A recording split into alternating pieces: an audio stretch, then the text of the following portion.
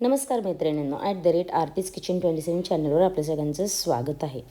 आज नाश्त्याला मला उठायला खूप उशीर झाला होता, त्यामुळे नाश्ता बनवायला सुद्धा उशीर झाला होता. काय करायचं काही सुचत नव्हतं, मग थालीपीठ बनवायचं ठरवलं. पण थालीपीठ बनवताना थोडंसं वेगळ्या प्रकारे बनवणार होते. सो मी त्याच्यासाठी काय केले, 2 कांदे चिरून घेतले पटपट आणि ते ज्याच्यात पीठ मळायचे त्या भांड्यामध्ये टाकले आणि लगेच मीठ टाकून घेतलं. आणि मग बेसिक मसाल्यांमध्ये हळद, लाल तिखट, अख्खे जिरे टाकले, थोडंसं तेल टाकलं 2 चमचे, 1 चमचा धने पावडर, 1 चमचा गरम मसाला पावडर टाकली. आणि आता थंडी आहे म्हणून पांढरे तीळ नक्की वापर करा पांढऱ्या तिळाचा. आता दही टाकून घेतले 2 चमचे, घरचं दही आहे. आता हे सगळं छानपैकी मिक्स करून घ्या. दही टाकलं ना तुमचं थालीपीठ एकदम मऊ लुसलुशीत होऊन जातात. त्याच्यात 1 चमचा आलं लसूण पेस्ट टाकलं. आता मिक्स करून ते बाजूला ठेवून देऊया, म्हणजे त्या कांद्याला सुद्धा पाणी सुटेल. आता वेगळं म्हणजे मी काय केलं, इथं पालक चिरून घेतलेलं आहे. मी कधी थालीपीठामध्ये मेथी टाकते किंवा बऱ्याच वेळा कोथिंबीरसुद्धा भरपूर टाकत असते, पण त्याचं प्रमाण थोडंसं जास्त घेते. अशा याने काय होतं, मुलांच्या पोटात त्या भाज्यासुद्धा गेल्या जातात.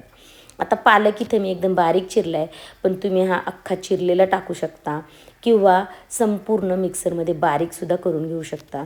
मी इथं थोडासा अख्खा ठेवला आहे आणि अर्ध्या ह्याची पेस्ट करून घेतलेली आहे. आता काय करायचं, हे सगळं छान मिक्स करून घ्यायचं. हे सगळं असल्यामुळे तुम्ही पाण्याचा वापर करायची अजिबात गरज पडत नाही. वाटलं तर तुम्ही थोडंसं घेऊ शकता.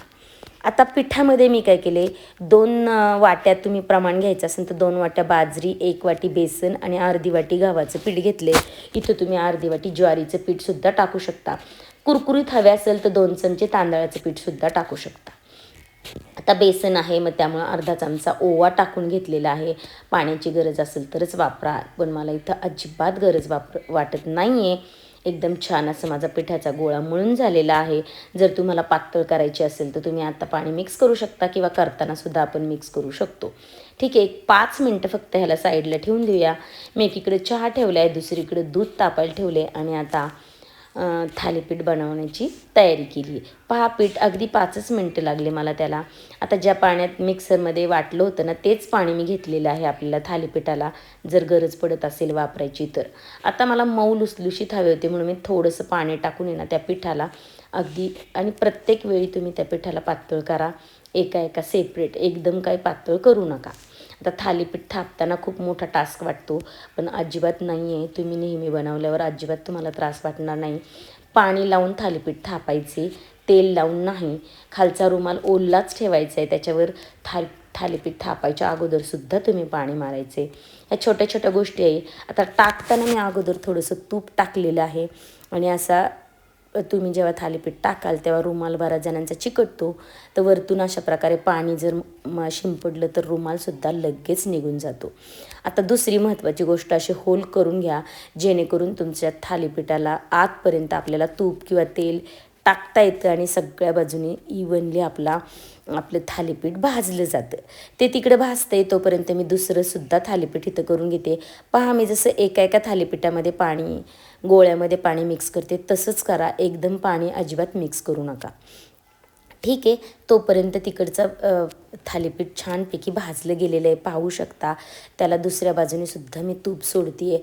आता तुम्ही तूप, तेल, बटर काहीही लावू शकता, कमी किंवा जास्त हे सुद्धा तुम्ही तुमचं ठरवायचे. पण मला असं थालीपीठ किंवा पराठे ना भरपूर तूप वगैरे लावूनच आवडतात.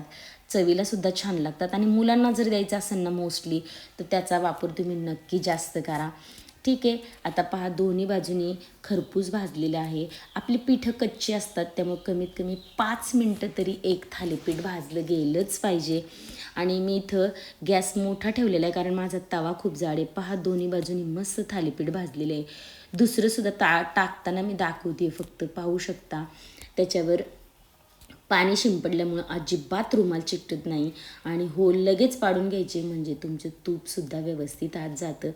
अशा प्रकारे या छोट्या छोट्या गोष्टी आहेत, पण त्याच्यामुळं काय होतं माहिती आहे का, आपला पदार्थ चविष्ट तर बनतोच आणि बिघडत नाही किंवा तव्यालासुद्धा चिकटत नाही. आता तवासुद्धा ह्या अशा प्रकारे वापरा, नॉनस्टिक. त्याच्यामुळे ना थालीपीठ आहे ना बिलकुल तुमची बिघडणार नाही, किंवा पराठेसुद्धा तुम्ही कधी केले ना बिलकुल ते तुटणार वगैरे नाही. म्हणजे या गोष्टींमुळं काय होतं, आणि तुम्हाला कमीसुद्धा तुपाचा वापर या नॉनस्टिक पॅनमुळं करता येतो, तव्यामुळं. आता मला 2च करायची होती, बाकीच्यावर मी रुमाल टाकले आणि झाकून ठेवून दिले. दोन्ही माझे थालीपीठे छान खमंग भाजून झालेले आहेत. मी लगेच सर्व करते. पहा इथं गरम गरम मस्त थालीपीठे, कुरकुरे थालीपीठे झालेली आहेत. त्याच्याबरोबर दही घेतले. खरडा जर केला ना तर नक्की खरडा घ्या, खूप अप्रतिम लागतो ओल्या मिरचीचा. त्याचीसुद्धा लिंक मी तुम्हाला देईल, चॅनलवर आहे. त्याच्याबरोबर मी बोर्नव्हिटाचं दूध दिले. रेसिपी आवडली तर लाईक शेअर सबस्क्राईब नक्की करा. धन्यवाद.